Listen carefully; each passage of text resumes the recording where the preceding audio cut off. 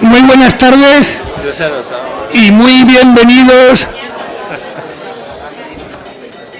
bienvenidos a este almuerzo coloquio que tenemos con la ministra de Educación, Formación Profesional y Deportes, nada más y nada menos, que además va a ser presentada por el vicepresidente del Gobierno, Carlos Cuerpo.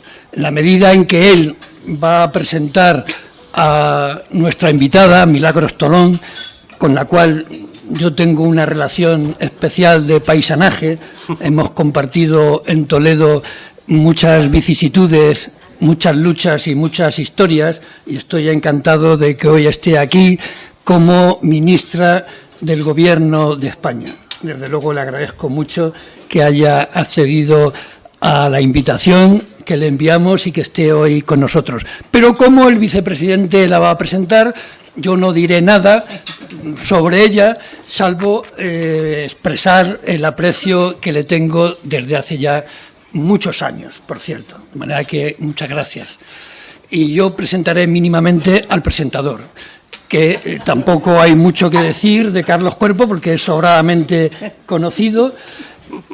No diré aquella frase célebre, ¿no?, de que es impresentable, porque tiene una ambivalencia que no es el caso ni mucho menos, porque estamos ante un hombre tranquilo, ante un hombre sosegado, perfectamente preparado e intelectual y políticamente. El bagaje intelectual de Carlos Cuerpo es muy sobresaliente.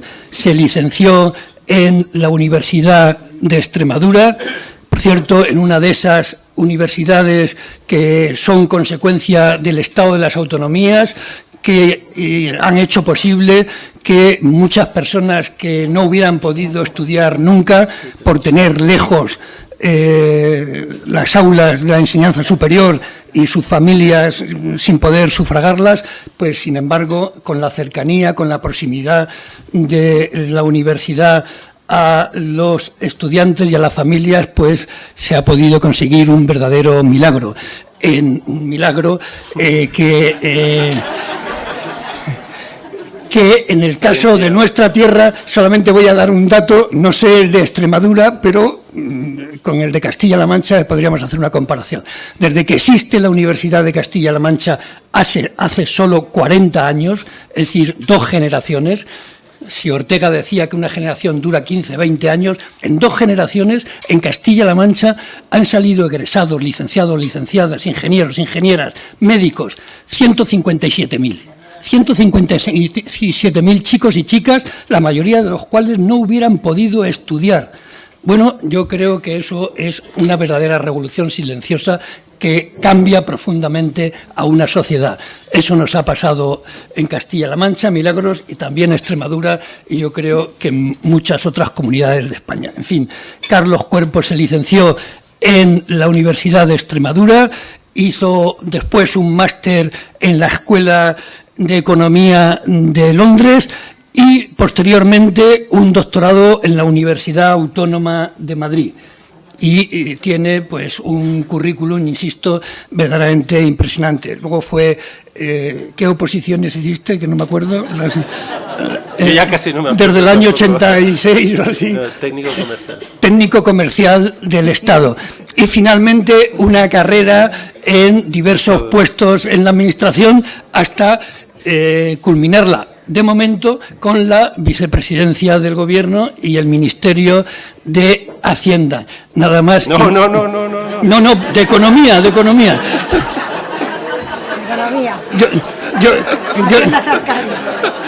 Por favor. De economía.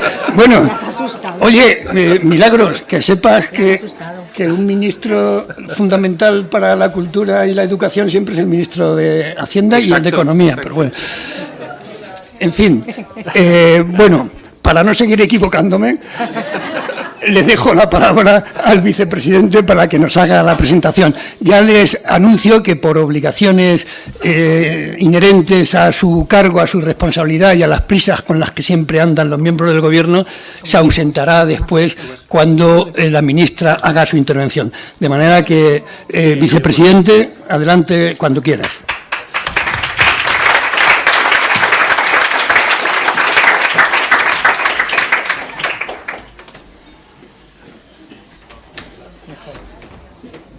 Bueno, muchas gracias. Gracias por la presentación. No es que quiero decir que ministro de Hacienda es una responsabilidad enorme y en este caso estamos todos muy contentos con que sea Arcadi España el ministro de Hacienda. No quiero añadir más responsabilidades a las que ya tengo. Bueno, es un placer estar aquí esta tarde en el Club Siglo XXI presentando a mi amiga, presentando a Milagros, nuestra ministra de Educación, FP, Formación Profesional y Deporte. Voy a intentar ser breve porque lo que queremos evidentemente es escuchar a Milagros. Milagros tiene una virtud que es poco común y que ella lo resume muy bien cuando dice hablo mucho pero escucho más. Y ese es un elemento esencial, ¿no? en la vida en general, pero desde luego en la política es un activo fundamental. Milagros, como muy bien has dicho, es un activo municipal indudable de nuestro país, alcaldesa durante 8 años de una ciudad tan importante de nuestro país como Toledo, la primera mujer que fue alcaldesa de la ciudad, una ciudad importante como patrimonio de la humanidad, reconocida por la UNESCO, con lo que eso añade, ¿no?, de exigencia adicional, de complejidad en la gestión y la necesidad de diálogo continuo con todas las instituciones, vecinos o visitantes o instituciones internacionales. Y además, por si no fuera poco, la complejidad inherente a la ciudad que regía Milagros, pues también los tiempos no fueron los más fáciles, ¿no? Evidentemente, con pandemia y retos adicionales de por medio. Incluso en estas circunstancias tan difíciles, y corrígeme si me equivoco, en el 2019 no solo renovó, sino que mejoró, llegando también a un techo histórico en términos de porcentaje de voto, con lo cual es la mejor manera, yo creo que la mejor señal de ver esa convalidación, esa confianza a través del voto de los ciudadanos de su ciudad que reconocían su trabajo. Un talante, el de Milagros, que explica los resultados en el ayuntamiento, pero ahora también en el ministerio, pese a estos meses que lleva. Y quiero definirla o intentarlo, por lo menos, en 3 rasgos, aunque son pocos, pero yo creo que es un buen resumen de lo que es como persona y también como profesional. El primero de ellos es el compromiso que ejerce en su día a día la ministra, que entiende, y yo creo que esto me parece muy bonito, la política no como un cargo, sino como una responsabilidad, en el buen sentido de la palabra, ejerciéndola pues con todas las competencias, con todas sus consecuencias, más allá de las siglas o del color político de quien tenga enfrente de la mesa a la hora de sentarse a hablar o negociar.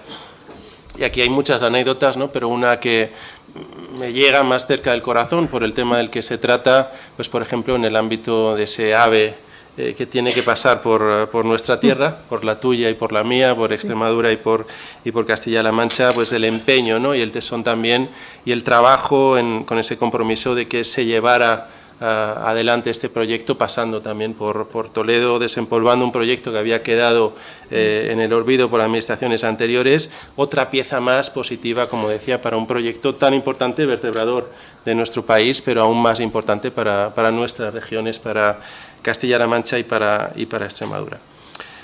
Decía compromiso, pero el compromiso, cuando se mezcla además con un elemento de cercanía, se potencia. Y este es también el caso de Milagros, donde la cercanía hace que los temas los mire con el suficiente grado de detalle como para llegar a llevarlos adelante con éxito, ¿no?, con un proceso de escucha continuo que, como decía al principio, creo que es fundamental en nuestro día a día y en nuestro trabajo. Y de hecho aquí yo creo que un ejemplo claro, desde luego, es cómo supo, pues en cierto modo, ¿no?, tener conciencia del pulso de la ciudad, de lo que le pedía su tejido productivo, tejido comercial, hostelería en una ciudad tan importante como Toledo, para reflotarlo como uno de los elementos, uno de los pilares del crecimiento económico en Toledo, a través de eventos tan importantes como la consecución, ¿no?, la articulación de Toledo como capital española de la gastronomía. Esto fue al principio de tu primer mandato, pues ya marcando, ¿no?, yo creo que la línea por la que iba a venir más tarde. El tercer elemento, que yo creo que es fundamental en este tipo de puestos también, es el tesón. Y aquí yo creo que todos los que conocemos a Milagros lo podemos cerciorar, lo podemos comprobar. Yo he tenido en estos 6 meses, más o menos, que llevas de ministra, también tiempo de corroborarlo, porque es una apisonadora, Milagros. Cuando empieza y se empieza a mover, ¿no?, en modo transatlántico, pues no hay obstáculo ni iceberg que la detenga. Pues una vez identificada la necesidad, pues se buscan los recursos, se mantienen los contactos necesarios, se tocan las puertas que haya que tocar y no se ceja en el empeño hasta que se encuentra la solución, ¿no? Y aquí hay muchos ejemplos, pero sí que me gustaría resaltar algunos de los logros que ya en estos apenas 6 meses has conseguido al frente del Ministerio. Y estos son pequeñas medallas que te van a quedar cuando te vayas, ¿no? Pero la mayor convocatoria de becas de la historia, ¿no? Pues aquí tenemos unos 2.560 millones de euros, un 83% más que lo que había en el año 2018, llegando ya a 1 millón de estudiantes, ¿no? Son cifras que tienen una entidad suficiente como para ser noticia casi que en nuestro día a día, ¿no? Una inversión récord también en materia educativa y un elemento de proximidad con respecto a las comunidades autónomas, y aquí yo creo que se nota también la sensibilidad del origen municipal en el ámbito político de Milagros, con un esfuerzo adicional a través de las conferencias sectoriales por llegar a acuerdos con las comunidades en una materia de competencia compartida, y por lo tanto de ahí la importancia de sentarse, ¿no? Y aquí me gustaría retomar el elemento, el corazón de la política del Ministerio de Educación, que nosotros que el fortalecer el sistema educativo y de formación público, ¿no?, que es en lo que estamos todos, porque no solo es una herramienta de igualdad de oportunidades y de ascensor social evidente, sino que además es una piedra angular de nuestra economía y de nuestra sociedad. Educación y formación, que son los dos pilares sobre los que se asienta también la modernización de nuestro país y de nuestro tejido productivo.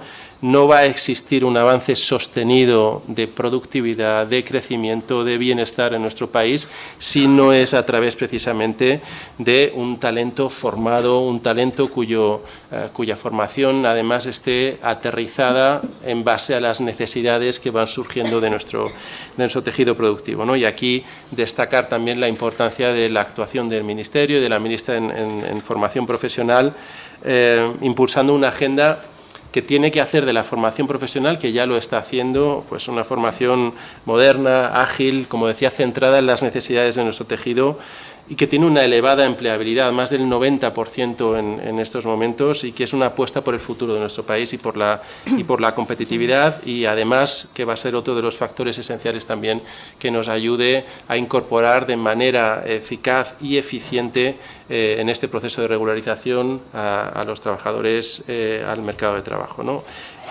No me quiero extender, pero quedan muchos retos y seguro que también la ministra los va a comentar, ¿no?, desde la educación infantil hasta la formación profesional, consolidando todos estos esfuerzos que llevamos en estos últimos años, incluyendo un reto que yo creo que, siendo las fechas en las que estamos, hay que mencionar también, por supuesto, que es la organización del Mundial de 2030, que es un proyecto de país que trasciende a lo deportivo, por supuesto, y que habla también de la proyección de una imagen de país ante el resto del mundo. Y a este proyecto, a este Mundial, esperamos que España esté no solo como organizadora, sino que venga como defensora del título que consigamos en las próximas semanas en Estados Unidos. Esto ya no es responsabilidad tuya, pero aquí estamos todos empujando en la misma dirección. En definitiva, y ya cierro, simplemente recordar, ¿no?, que el perfil de Milagros conjuga experiencia, cercanía, capacidad de gestión y un elemento de tesón, que son todo ingredientes esenciales, en este caso para asumir con garantías la enorme responsabilidad que tiene entre sus manos en el Ministerio, y desearle, por supuesto, todo mi apoyo, toda la suerte del mundo, y garantizar que estamos en buenas manos. Muchas gracias. Muy bien.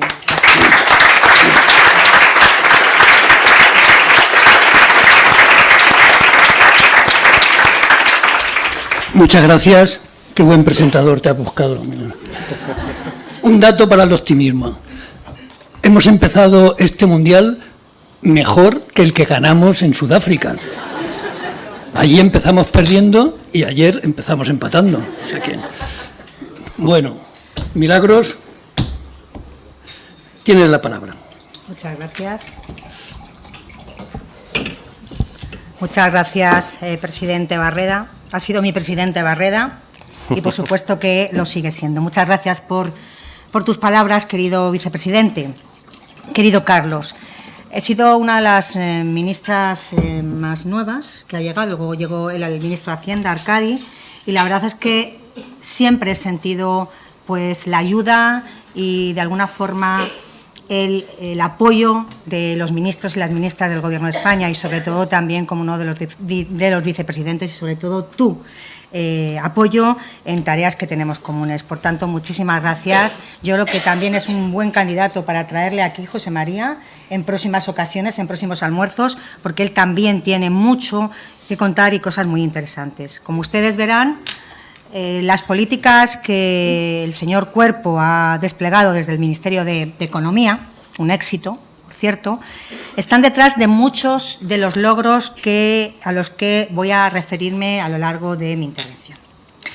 Pero antes quiero agradecer, como decía al principio, a José María Barreda, presidente del Club Siglo XXI, también por tu invitación a este almuerzo y también por la oportunidad que me das de compartir esta conversación con todos ustedes. Decía el vicepresidente, la cercanía.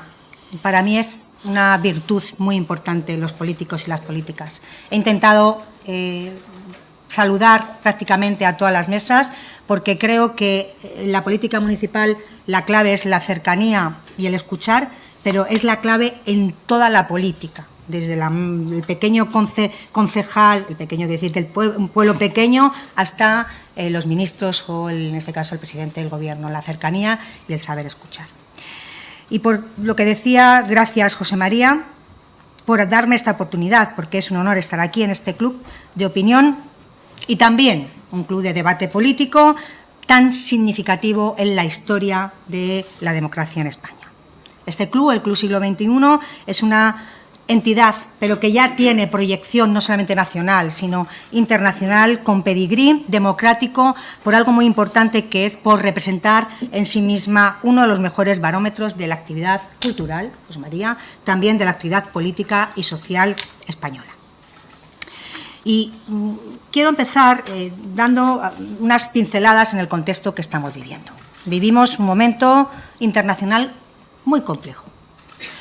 Europa afronta tensiones geopolíticas, conflictos en sus fronteras, una competencia económica cada vez más intensa, desafíos migratorios y una revolución tecnológica que transforma nuestra sociedad a gran velocidad. No es lo mismo la España de finales del siglo XX a la España que estamos viviendo del siglo XXI. Y en este contexto, algunos cuestionan no solamente las instituciones internacionales, y además ven la cooperación entre países como un signo de debilidad. Este Gobierno eligió otro camino. Este Gobierno eligió otro camino porque creemos en una Europa más fuerte, creemos en una Europa más autónoma y más capaz de defender los intereses en el mundo. Y por eso defendemos la cooperación entre países y también algo tan importante como es en este momento el derecho internacional. Porque ningún país puede afrontar por sí solo desafíos como son las guerras, como son las migraciones, como es el cambio climático, que lo estamos viviendo. Esta mañana he tenido la oportunidad de contar medidas que el Gobierno va a poner en marcha para ayudar sobre todo a los colegios, o a la transformación tecnológica que, como digo, estamos viviendo. Este Gobierno quiere una España que contribuya a esta Europa, a esa Europa y a ese orden internacional desde la ambición, desde la responsabilidad y desde la confianza de nuestras capacidades, que por cierto son muchas. Y esa confianza, siempre lo digo, se funda en algo tan importante como son resultados. Nuestros datos económicos, fíjense que está aquí el vicepresidente, ministro de Economía, pero nuestros datos económicos son buenos y seguimos creciendo por encima de las principales economías de nuestro entorno. Y esto es muy importante. La OCDE ha confirmado algo muy importante, una previsión de crecimiento del 2,2% para 2026, lo que nos sitúa como la gran economía de la eurozona que más va a crecer este año. Y hablo en términos macroeconómicos porque luego iré al detalle, para que vean ustedes lo importante que es. Hemos superado los 22,3 millones de afiliados a la Seguridad Social, con 3,5 millones más que en el año 2018. Llevamos 64 meses consecutivos de creación de empleo y este año el paro bajará del 10% por primera vez desde el año 2008. Tenemos unos buenos datos, como digo, desde el punto de vista macro, pero vamos a bajar hacia lo que es lo micro. Desde el final de la pandemia, algo que es muy importante, la renta de las familias ha crecido un 8,3, es decir, más del doble que en Francia, más que el triple más que en Italia y 4 veces más que en Alemania. Y este Gobierno está demostrando que se puede crecer creando empleo de calidad, que se puede avanzar en competitividad reforzando algo tan importante como es la igualdad. Y no me refiero solamente entre hombres y mujeres, la igualdad. Y no es una declaración de intenciones, porque decirles que gracias a la reforma laboral y a la subida del salario mínimo, las desigualdades en este país se han reducido. Hace 8 años, fíjense lo que les voy a decir, casi 1 de cada 5 jóvenes en España ni estudiaba ni trabajaba. Hoy esa tasa ya es totalmente homologable a la media europea y hemos reducido en mucho el abandono escolar. Esto es, evidentemente, mirar al futuro sin dejar a nadie atrás. Por eso decía, esos grandes datos macros vamos a bajarlo al día a día. Y este Gobierno sabe una cosa, sabe que el crecimiento económico solo tiene sentido cuando se traduce en bienestar social. Y esta convicción va a seguir mejor dicho, guiando nuestra acción política. El Gobierno del presidente Sánchez va a llevar al Congreso de los Diputados los presupuestos generales del Estado después del verano. Es una buena noticia y yo creo que es muy importante mandar este mensaje. Serán unos presupuestos sociales, serán unos presupuestos pensados para redistribuir algo tan importante como es la riqueza y algo que es evidentemente clave, que es reforzar el estado del bienestar, con la vivienda como prioridad, pero también con el mayor despliegue de recursos públicos de nuestra democracia. Porque nuestro país, porque España no se mide solo por sus cifras macroeconómicas, lo que he dicho anteriormente, se mide también por la capacidad de convertir el crecimiento en oportunidades reales. Y se mide sobre todo por cómo se trata a las personas.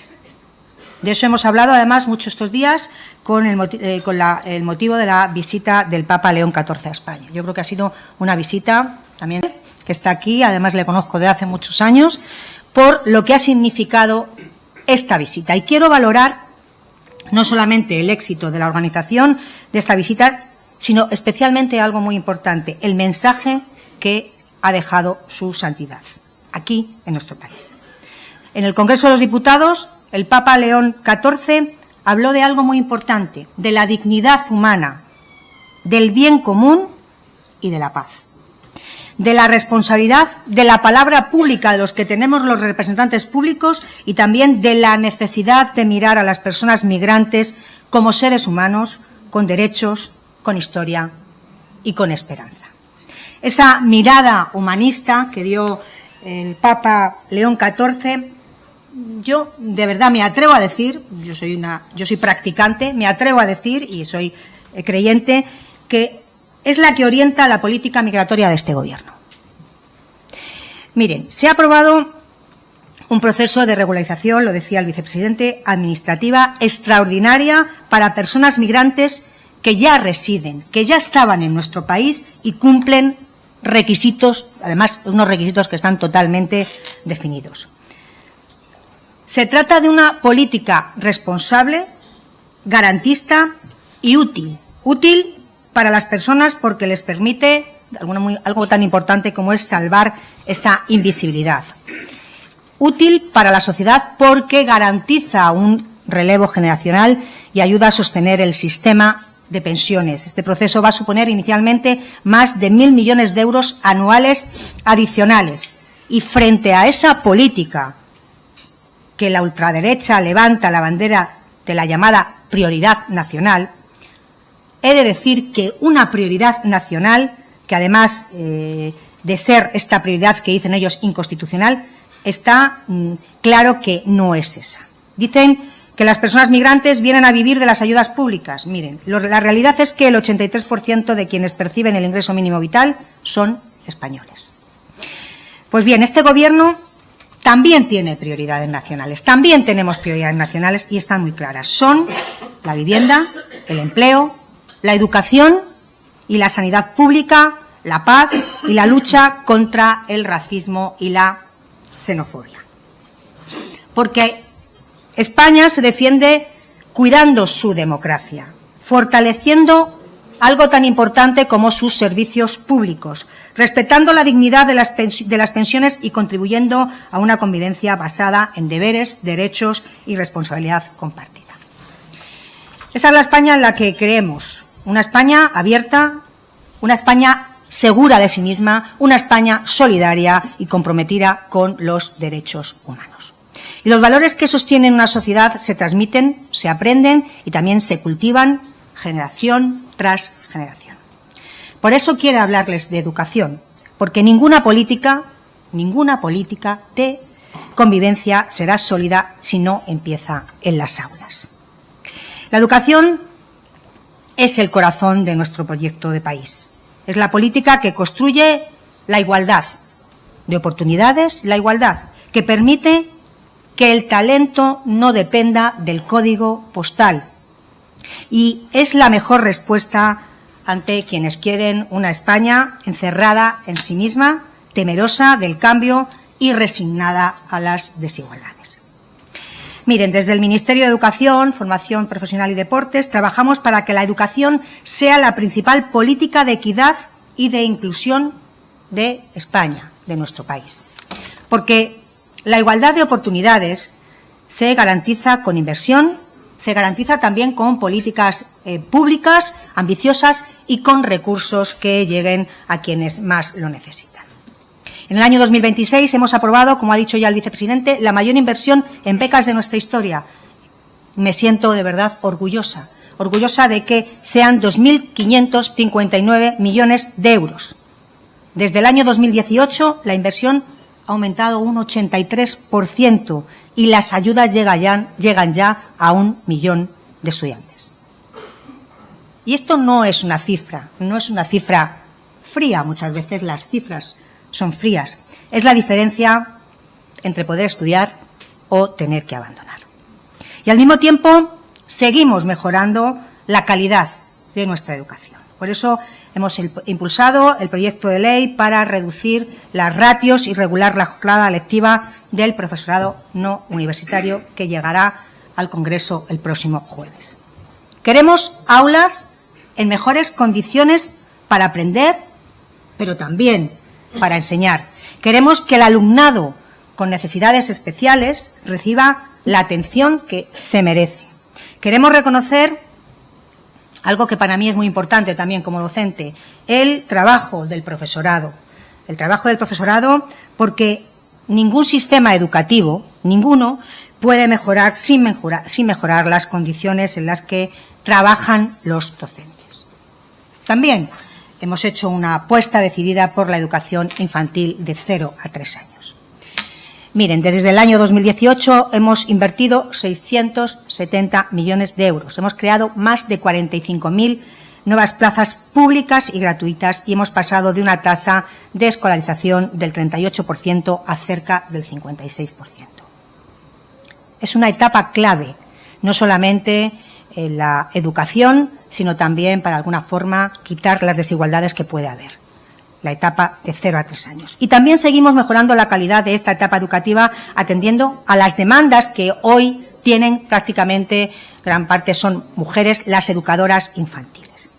Por eso hemos iniciado los trabajos para actualizar el Real Decreto que regula los requisitos mínimos de los centros y abordar cuestiones tan importantes como también la bajada de ratios. De igual modo, hemos reforzado la cooperación con las comunidades autónomas. Como saben, la competencia en educación la tienen las comunidades autónomas, que son las que lo gestionan. Y este año hemos distribuido entre todas ellas 387,6 millones que aprobamos hace prácticamente un mes, el vicepresidente, para programas destinados a reforzar la orientación educativa, la inclusión, el bienestar y la protección en los centros. Pero también para mejorar las competencias lectora y matemática, y para la adquisición de libros de texto. Porque la equidad se financia, se organiza y se hace realidad. En esta misma dirección se sitúa la gran transformación de la FP, de la formación profesional, que ha dejado de ser una vía secundaria. Yo me acuerdo que cuando yo estudiaba, en mi época, quien hacía FP es que no valía para estudiar. Eso era el concepto que se tenía, ¿verdad?, de la FP. Pues no, hoy no es así. Como digo, ha dejado de ser una vía secundaria para convertirse en una de las grandes palancas de modernización de nuestro país, de España. Hoy superamos los 1,2 millones de estudiantes y está conectada con sectores estratégicos como la digitalización, la inteligencia artificial, el sector ferroviario, la movilidad sostenible, los cuidados o la economía azul. Hemos invertido en estos años 7.400 millones de euros en FP. Anteriormente no se llegaba ni siquiera a los 1.000 millones. Por tanto, estamos renovando estándares de competencia, porque tenemos un país competitivo, ampliando títulos, ampliando certificaciones profesionales e impulsando algo tan importante para los territorios como los centros de excelencia.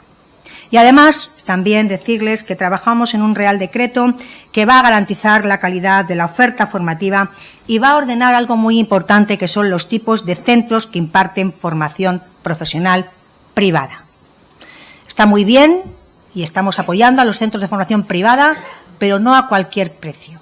No a algunos centros que no tienen ni calidad ni tampoco tienen, de alguna forma, objetivos para que los alumnos salgan preparados. Además, acabamos de aprobar la distribución de fondos para la formación de personas trabajadoras.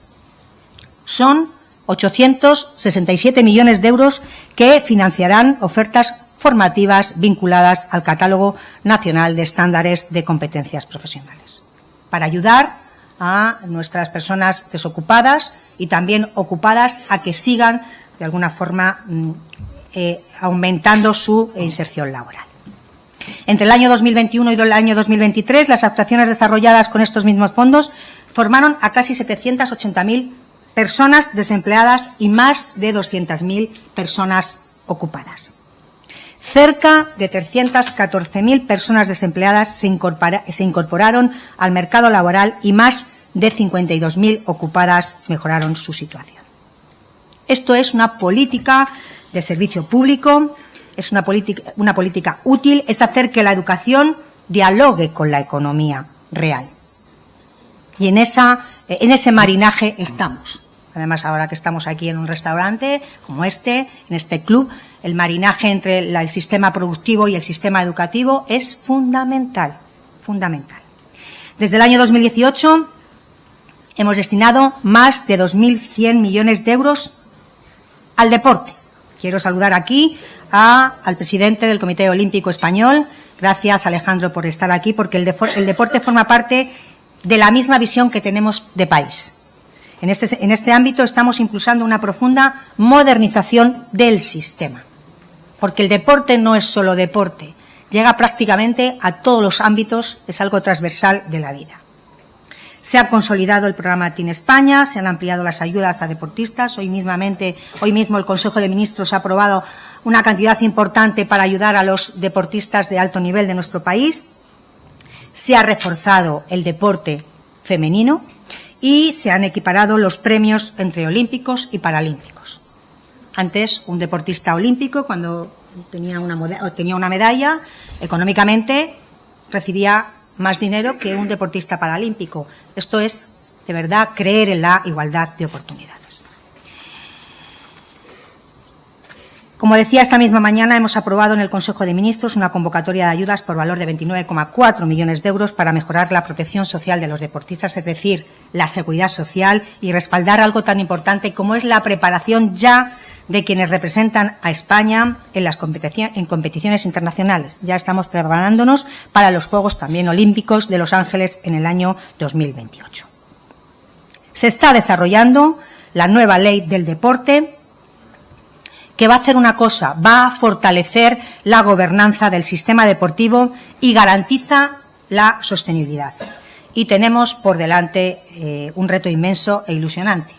No solamente ganar este mundial, el mundial de este año, el mundial del año 26, que efectivamente lo ha dicho tanto José María como Carlos. Lo importante es cómo se termina, no cómo se empieza. Pero sí la organización del Mundial de Fútbol 2030, junto a Portugal y Marruecos. Será el primer mundial intercontinental de la historia. Y a nuestro país y a nuestro gobierno, que ya lo estamos preparando, nos va a exigir dar lo mejor de nosotros mismos. Queremos que sea un éxito y que deje un legado para nuestras ciudades, también para nuestras infraestructuras, para nuestro deporte base, para la proyección internacional de España, esa marca España que está presente no solamente en el deporte, sino que conlleva mejoras en el deporte, en la economía y, como es lo que decía al principio, en la imagen de país. El deporte nos recuerda algo, que nadie gana solo. Y España ha demostrado una enorme capacidad de resistencia y de avance. Nuestra responsabilidad es algo muy importante, es convertir esa fortaleza en un proyecto de futuro que entienda que el crecimiento solo tiene sentido si generamos oportunidades, si mejora la formación de las personas y si se protege la dignidad humana. Y ese es el compromiso del Gobierno del presidente Sánchez.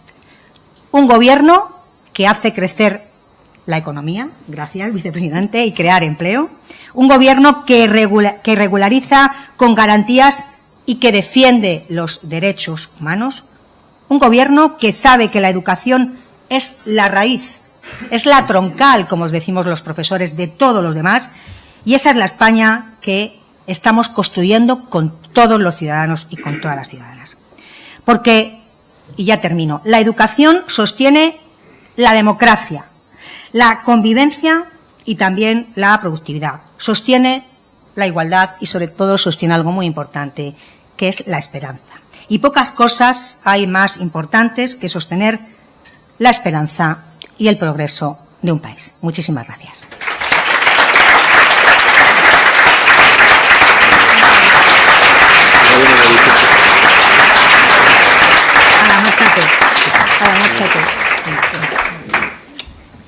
Ánimo.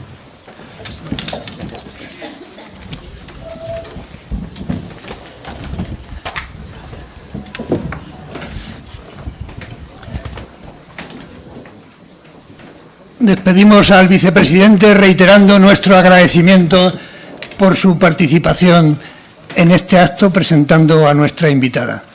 Muchas gracias.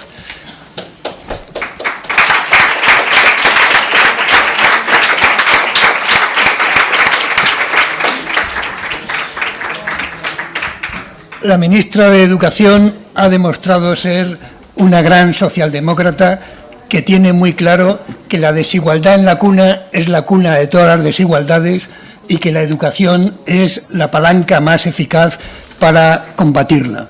De manera que enhorabuena por esa gestión.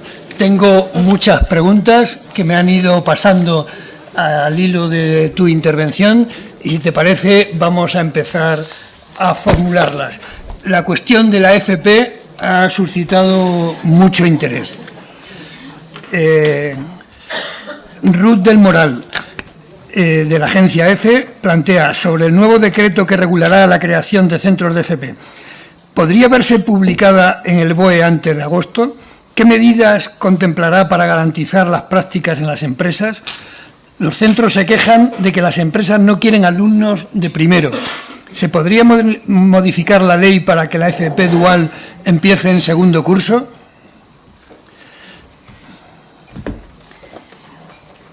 Contesto, ¿no? Voy contestando. Sí, si te parece. ¿Hay más de FP? Sí, hay más de FP. Vale. Alfonso Herrero, de Europa Press, plantea: este jueves se debaten en el Congreso dos enmiendas a la totalidad a la ley de bajada de ratios. Bueno, esto no es exactamente. No. ¿Cuenta esta ley con los apoyos parlamentarios necesarios para su aprobación? ¿Por qué no se ha incluido a la concertada en la reducción de la carga lectiva sobre las ratios de 0,8? Yo creo, si te parece, José María, que vamos a ir contestando. Venga, muy bien. Empezamos con la FP. Venga, pues... Bueno, no cabe duda que la formación profesional en este país es un ejemplo y un modelo.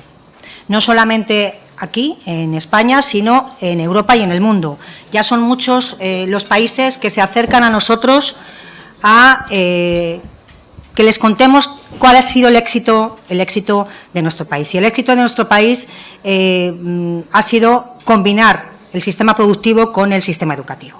Por tanto, es imprescindible, y respondo a la persona que me ha preguntado, que las prácticas sean obligatorias.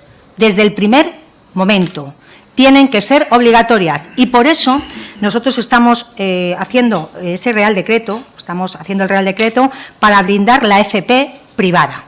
¿Por qué ocurre? ¿Qué está ocurriendo en algunas comunidades? Lo que está ocurriendo en algunas comunidades es que se imparte FP privada sin ningún tipo de calidad, sin ningún tipo de exigencias, y por tanto esto lo que hace es que los alumnos salgan sin hacer prácticas o salgan sin ningún tipo de experiencia. Y voy a poner un ejemplo. Hay cursos, por ejemplo, no de odontología, de ayudante a odontología, que lo hacen online y no tienen prácticas. Eso es inviable. No se puede dar la FP en centros que no tienen ni las capacidades, ni las infraestructuras, ni, por así decirlo, la continuidad para seguir subiendo de grados. Por eso ese Real Decreto va a salir a la luz próximamente, seguramente que este mes, para información pública, y no sé si estará en el BOE en octubre. Creo que por los plazos administrativos no va a poder ser. Pero lo más importante es que ya tenemos el marco legislativo para controlar. Y he de decir una cosa: el 90% de nuestros estudiantes de formación profesional, estoy hablando en el área del aeroespacial, en el área de la hostelería, me voy a sectores muy diversos, en el área de la asistencia sanitaria, tienen una inserción laboral del 90%.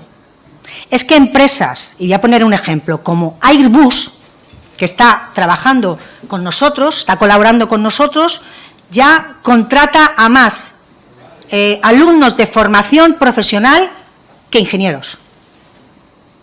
Y esto es por algo, con lo cual somos un gran referente en este país y vamos a seguir. ¿Para eso qué se ha necesitado?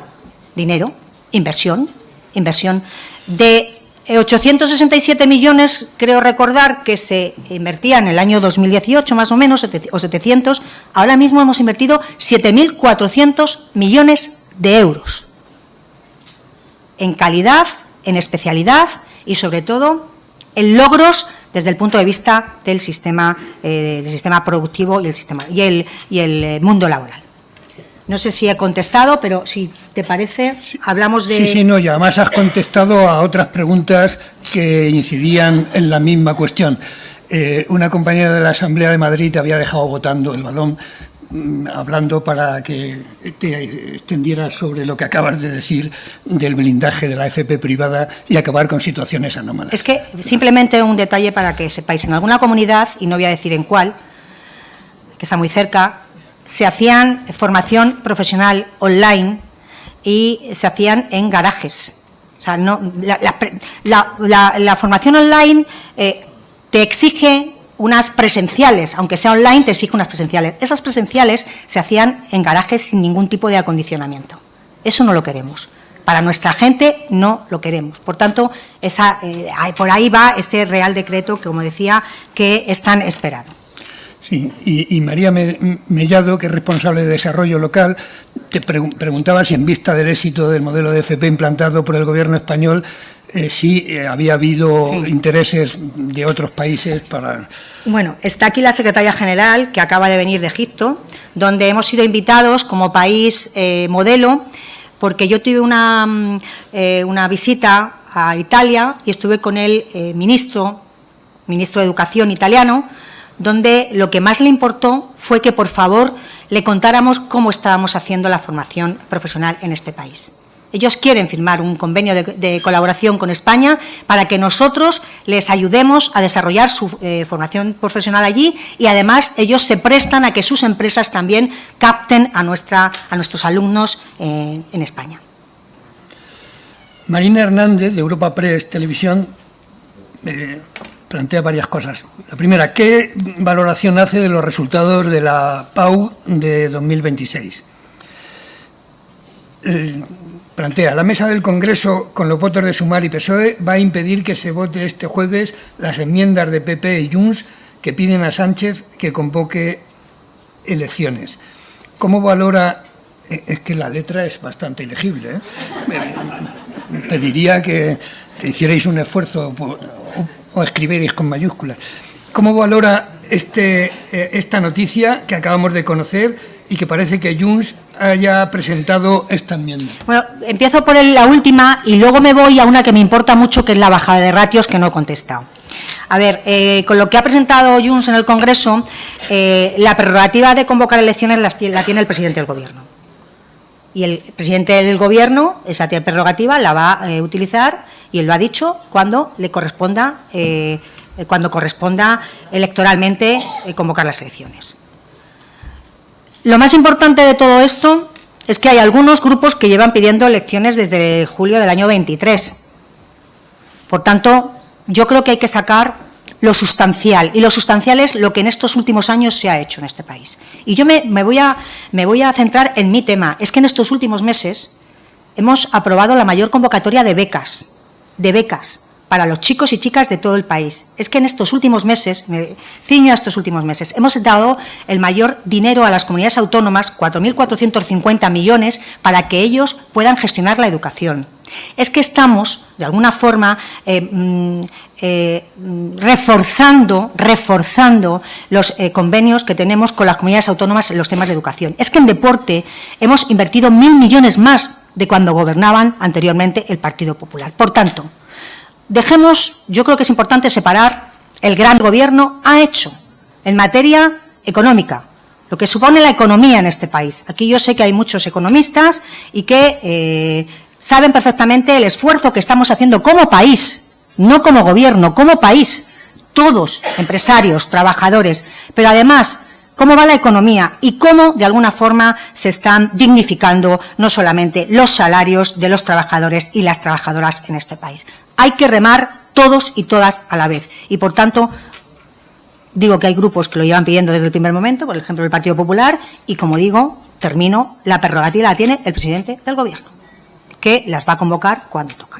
Y había una pregunta, José María, que me han hecho con el tema, era un compañero de un medio de comunicación, con el tema de la ley de ratios y ley de horas, la bajada de ratios y horas lectivas, con respecto al jueves que va al Congreso de los Diputados. Nosotros hemos presentado, como digo, un proyecto de ley muy importante, que es bajar las ratios y bajar las horas lectivas.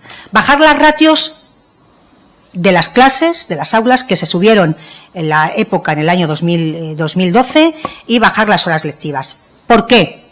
Primero, por la calidad de la educación y de la enseñanza, por los niños y por los docentes, pero porque es una reivindicación de los 800.000 profesores y profesoras de este país y por toda la comunidad educativa. Porque el bajar ratios y el bajar horas lectivas supone una mayor calidad en la educación, y que los profesores, los docentes, que muchas veces están ahogados, asfixiados, puedan tener más tiempo para preparar las clases y para preparar también a las personas que tienen algún tipo pues, de dificultad en el aprendizaje. Con respecto al tema de la concertada, la LOE en su artículo 117.4 establece el objetivo de la equiparación salarial, que también es un conflicto que ahora se está hablando en la calle.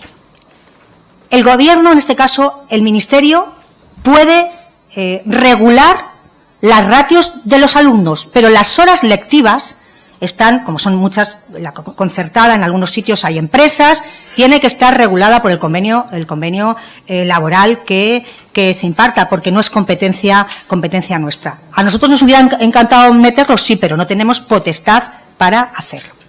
Por tanto, lo llevamos al Congreso el próximo jueves. Hay 2 enmiendas a la totalidad de Junts y el Partido Nacionalista Vasco. Yo espero que retiren esa enmienda a la totalidad, porque no es algo que quiera el Gobierno, es que lo quiere toda la comunidad educativa, y que luego se abra el plazo de enmiendas parciales y que mejoremos entre todos la ley. Pero desecharla por desecharla, sabiendo que los profesores están en todas las comunidades autónomas pidiendo bajada de ratios y bajadas de horas lectivas, sinceramente no lo puedo entender. Es una cuestión más política que una cuestión más realmente educativa. Muy bien. Juan Ignacio Díaz, profesor universitario, había hecho una pregunta a la que ya has contestado, precisamente sobre la ley de ratios, e igualmente Alfonso Herrero, de Europa Press, también preguntaba sobre la cuestión a la que acabas de responder, de manera que las damos por respondidas. María Guerrero, que es profesora en defensa de lo público, le plantea, si tuviera que elegir su mayor logro de su gestión, ¿cuál sería? En educación o en deporte, bueno, voy a hablar de los 3 bloques que llevo. El mayor logro para mí ha sido el aprobar el mayor la mayor partida de becas de la historia. Yo creo que eso nos hace, como socialdemócrata que soy, José María, tú lo sabes bien, nos hace ser muchísimo más justos con los niños, con las niñas, con los estudiantes universitarios que quieren trabajar, que quieren estudiar y que a veces no pueden, como decía, por el código postal en el que han nacido o por las dificultades económicas. Por tanto, ese para mí es el mayor logro. En FP, el mayor logro son todas las certificaciones que estamos aprobando para que los chavales encuentren su espacio en el mercado laboral y en el mercado también en la formación profesional. Y en el deportivo, a mí, yo me quedo con la inversión que estamos haciendo, pero sobre todo en algo que para mí es muy simbólico, es con el tema del deporte y mujer. Es que acabamos de aprobar hace muy poquito tiempo en el Consejo de Ministros pues una propuesta que a mí me parece muy bonita y muy hermosa, y es que el deporte femenino tiene su espacio, tenemos que visibilizarlo, pero por primera vez en la quiniela de fútbol va a haber 4 equipos femeninos. Eso supone también dinero para los clubes femeninos, pero supone algo muy importante, que es visibilizar ese deporte tan importante como es el deporte femenino y, en este caso, el fútbol femenino.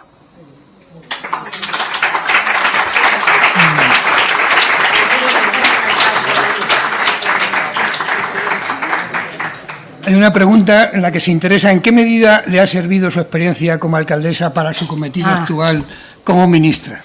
Bueno, yo creo, esto lo voy a decir en bajito, que no me oigan, yo creo que todos los políticos y políticas tenían que pasar por la escuela municipal.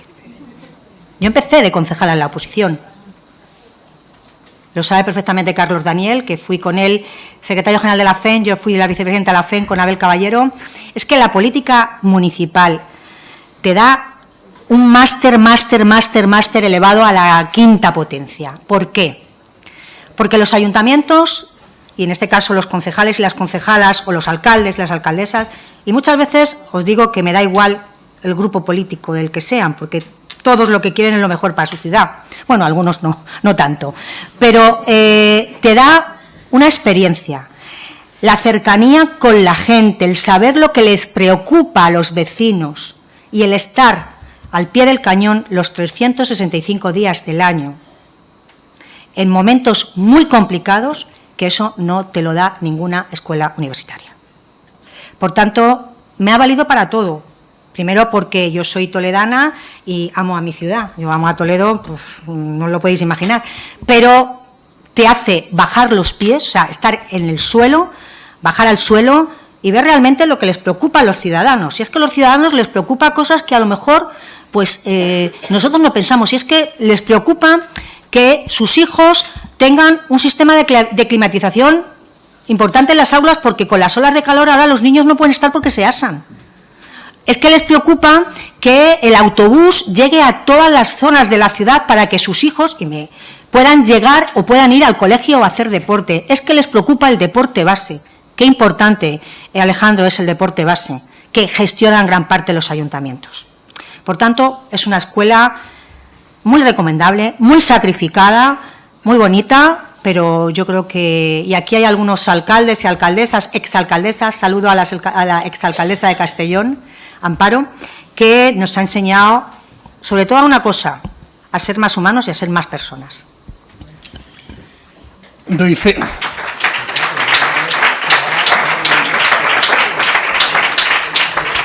Doy fe que ya como concejala en la oposición apuntaba maneras.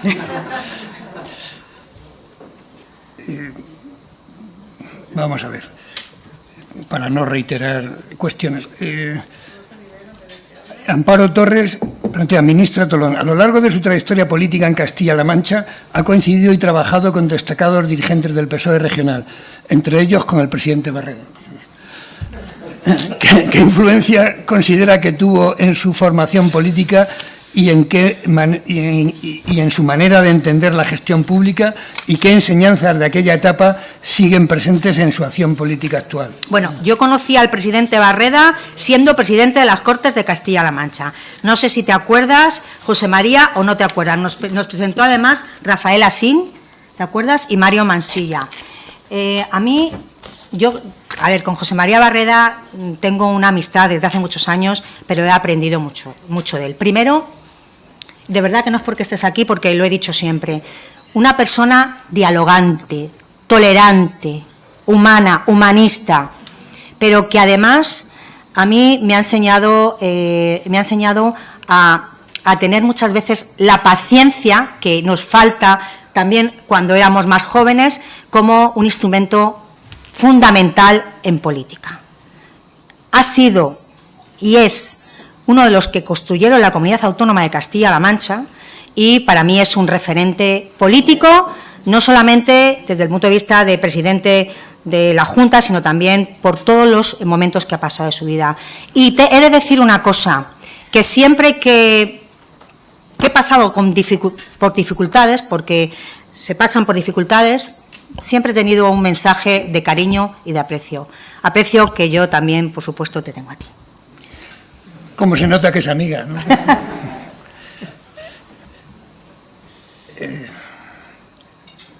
Elsa Martínez se interesa por la formación artística. ¿Cuánta inversión hace falta para que sea asequible a todos los ciudadanos desde cualquier ciudad o pueblo de España? Bueno, hemos hecho también una ley de enseñanzas artísticas que ha sido muy importante, sobre todo por varias cuestiones. Primero, por la inversión, y segundo, para dignificar el profesorado de enseñanzas artísticas, que estaban en las escuelas de arte y que no tenían la consideración de profesor como tienen. Yo creo que también es muy importante esa rama dentro de la educación, porque hay muchas personas, muchos adolescentes, muchos estudiantes, que su vocación está ahí en las ramas artísticas, y de alguna forma, en este caso el Ministerio, tiene que ampararles para que se sientan realmente de primera. Y nosotros, con esta ley de enseñanzas artísticas, creo que pues estamos trabajando conjuntamente para que sea también un referente en este país. Víctor Rodríguez, socio, dice: ha facilitado unos datos brillantes del desarrollo educativo y de FP, y sin embargo cada vez la juventud piensa más en clave conservadora y sin tener en cuenta las inversiones públicas. ¿Es comprensible? ¿Se debe intentar cambiar? ¿Cómo? Bueno, la verdad es que esta es la pregunta del millón. Bueno, yo creo que nuestros jóvenes hay de todo. Yo creo que esto es algo no solamente de España, es una cosa que está pasando en Europa y en el mundo, y que estamos muy influenciados por lo que está ocurriendo en el mundo y efectivamente en una sociedad globalizada como es la que tenemos, efectivamente estos aires de retroceso vienen. Yo tengo confianza y creo que es algo muy puntual y que igual que vienen, se irán. Yo creo que es muy importante formar a nuestros jóvenes en el valor de la democracia, en el valor de la solidaridad, de la tolerancia política, que cada uno vote lo que quiera en un momento dado, de la igualdad y, insisto, tengo mucha confianza en que esto pasará pronto. De hecho, ya empieza a haber un cambio también de tendencia. Con eso me quedo, con eso me quedo. Una de las socias pregunta, ante uno de sus rasgos más significativos, la escucha, le pregunto, como ministra de Educación, ¿escuchó el mensaje del Papa tan aplaudido? Primero, libertad de la familia para elegir educación de sus hijos y, segundo, valorar a la familia. Bueno, he querido meter en mi discurso hoy la visita del Papa a nuestro país, por lo que significa, no solamente como un referente espiritual, sino también como jefe de Estado y como lo que representa a la sociedad. Por cierto, estoy prácticamente a favor de lo que el Papa, el 80%, hay cosas que, bueno, pues que discrepas, dijo en el Congreso de los Diputados y en sus 22 discursos que hizo en este país. 22.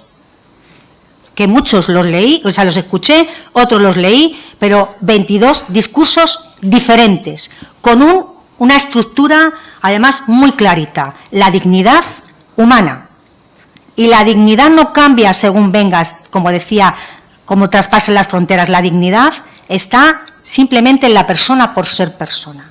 Y esto para mí es muy hermoso, y esto comulgo. Yo soy una persona creyente, que siempre lo he dicho, soy una persona creyente, y a mí ese mensaje humanista del Papa León XIV me llenó de orgullo. Me llenó de mucho orgullo. Y de la familia que tiene la libertad, claro que la familia tiene la libertad de elegir qué tipo de educación quiere para sus hijos. Faltaría más.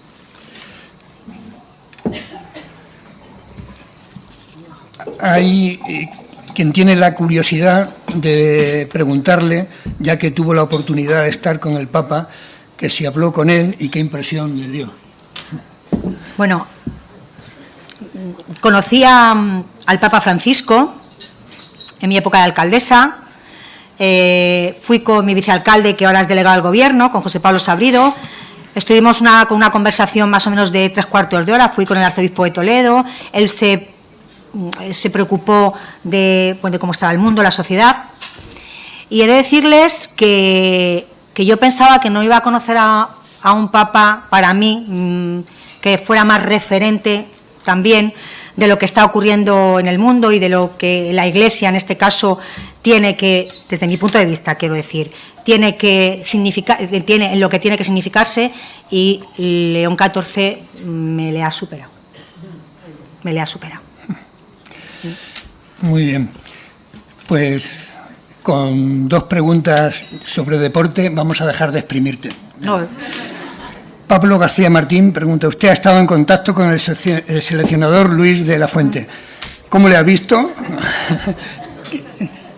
¿Qué le ha transmitido? Bueno, hablé con Luis la semana pasada y anteayer, justamente antes del partido. A mí ese hombre me transmite mucha confianza, me parece un buen seleccionador, y yo le transmití toda mi fuerza y mi cariño, y de toda España, y él me transmitió también que estaban muy contentos, que la selección estaba ese día descansando, fue antes de ayer fue el partido, anteayer, y que bueno, pues que esperaba estar a la altura de las circunstancias. Ganemos o no ganemos, que yo creo que tenemos que ganar. Lo importante es la imagen que se da del deporte, la imagen del deporte español y del fútbol, en este caso, con la gran selección que tenemos. Yo espero llegar a la final y que ganemos el Mundial. Muy bien. Miriam Campos, que es maestra, se interesa por una cuestión a la que ya has aludido. Está muy implicada en la organización del Mundial del Fútbol, que se celebrará en España, Marruecos y Portugal en el 2030. ¿Qué se está haciendo respecto a ello desde el Ministerio hasta el día de hoy o a partir de este momento?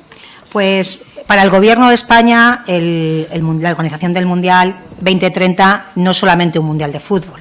Es como fueron las Olimpiadas del 92, es la imagen del país, no solamente dentro, sino también fuera. Esto traspasa el deporte. Quiero decir que el fútbol, a mí me gusta mucho el fútbol, pero hay gente que no le gusta el fútbol, pero los mundiales de fútbol traspasan el deporte desde el punto de vista de imagen de país, económico. ¿Qué está haciendo este gobierno? Este gobierno ya está trabajando desde hace ya tiempo, y ya hemos constituido las comisiones interministeriales, la comisión interministerial, donde hemos creado 8 grupos de trabajo. 8 grupos de trabajo con más de 100 personas trabajando, donde están implicados 15 ministerios. Por cierto, quiero decir que el coordinador de todos los grupos de trabajo es el presidente del COE, el Comité Olímpico Español, por la experiencia que tiene en la organización de grandes eventos y por todo lo que puede aportar. Además, en estos grupos de trabajo, que son abiertos y que se están añadiendo cada vez gente, están, como no puede ser de otra forma, la Federación Española de Fútbol, también el Sindicato de Futbolistas, en fin, el mundo, la sociedad civil vinculada al fútbol. Por cierto, muy pronto, mañana, tenemos la tercera reunión interministerial donde vamos también a seguir organizando. Va a ser un gran mundial, vamos a tener una buena organización y esto, como digo, traspasa lo que es el deporte como imagen de país. Muy bien, pues muchísimas gracias. Reiterando mi agradecimiento a la ministra y a todos ustedes por haber querido acompañarnos en este almuerzo coloquio, damos por terminada la sesión. Muchas gracias.